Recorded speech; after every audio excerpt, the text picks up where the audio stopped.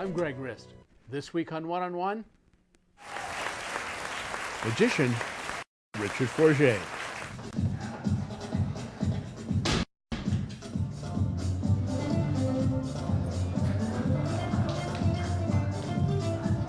You don't applaud, I'm leaving now.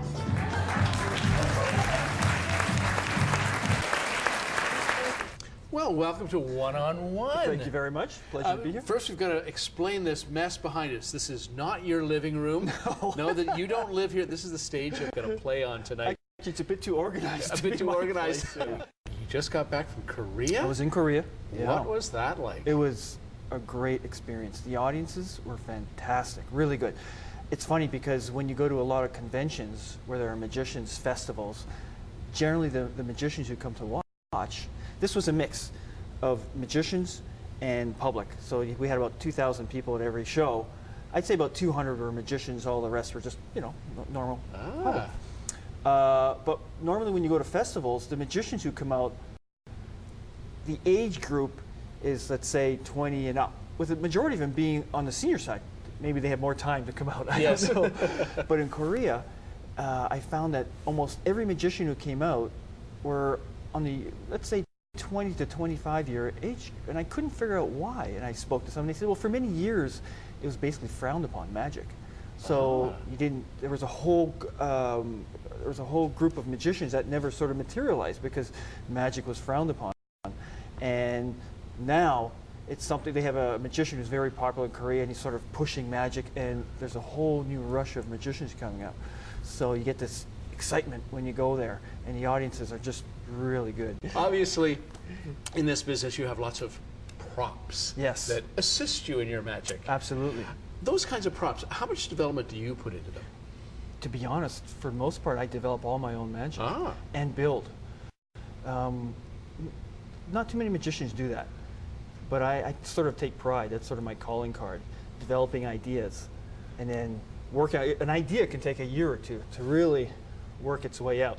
So I love building. It's a big part of what I do.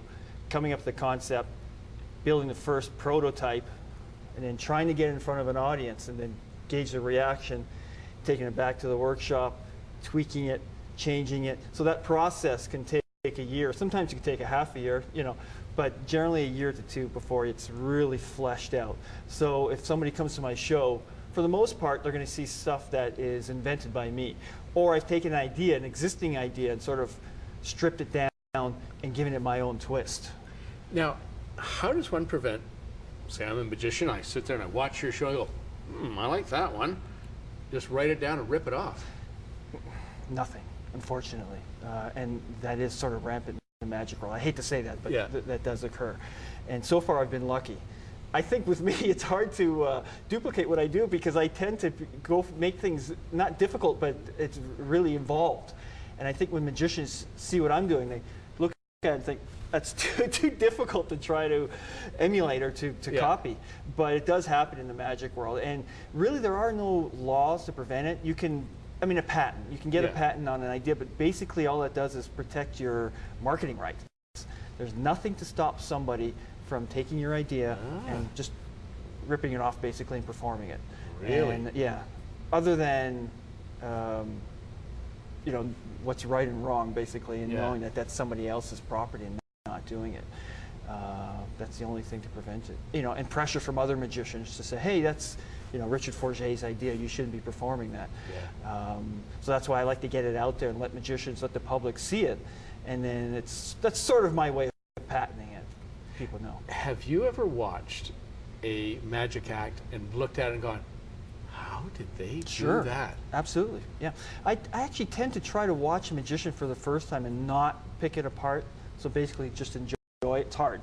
Yes. Because you want, you know, it's natural. I want to figure it out. But absolutely, I'm still fooled now. It's, you know, especially with the close-up guys. From a percentage perspective, what would you say is the, well, for lack of a better word, the gimmick, the trick, whatever, and then the skill in executing that trick? It's a good question. It's usually a combination. It depends, again, what type of magic you do. I do larger magic, but I also do what's called manipulation, which is basically manipulating objects in your hand. So there, There's absolutely no, it's all skill, 100% skill. Ooh, somewhere over.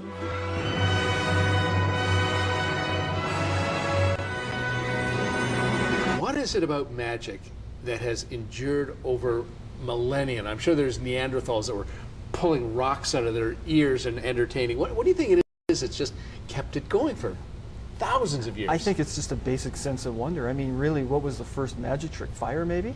Yeah. You know, and I'm sure they probably even applauded. Who knows, right? But I think it's just the sense of wonder and not knowing everything.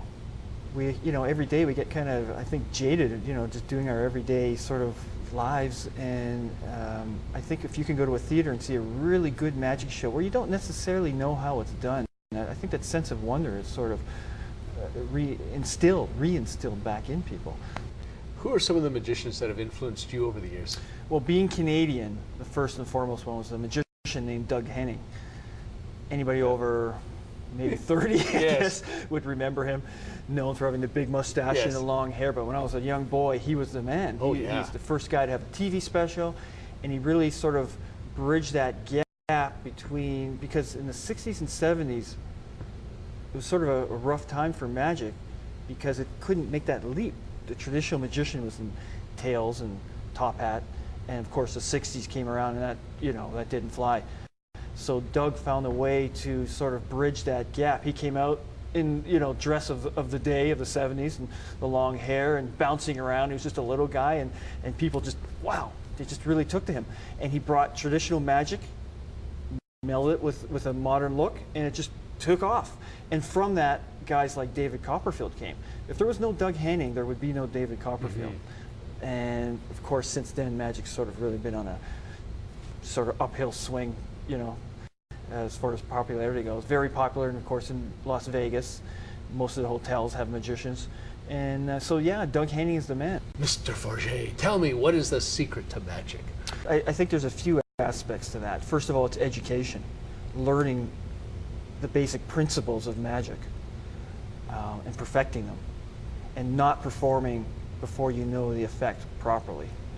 The other one is just being able to stick-to-itiveness. You know, sometimes it doesn't come right away, and that could be as far as your career goes, or it could be as far as a particular trick goes, but you have to see it through. So many times that's actually what stops people from becoming, instead of being a great magician, being a pretty good magician. You don't really stick to it. The idea is if you have a trick you want to learn and perfect, you've got to go through the rehearsal period, and then you've got to go through that period when you're performing in front of people. It's like driving a car for the first time. You're not, you know, when you have your license for the first time, you're not a great driver. You're enough to get your license. And same thing with magic. You have to get beyond that point where it becomes, where you're not thinking about what you're performing. So you can get up there and then you can concentrate on the performance instead of the technical aspect. So I would say the old term, practice, practice, practice. Okay, words of wisdom. Thank you very much for You're coming on welcome. One-on-One. You're welcome.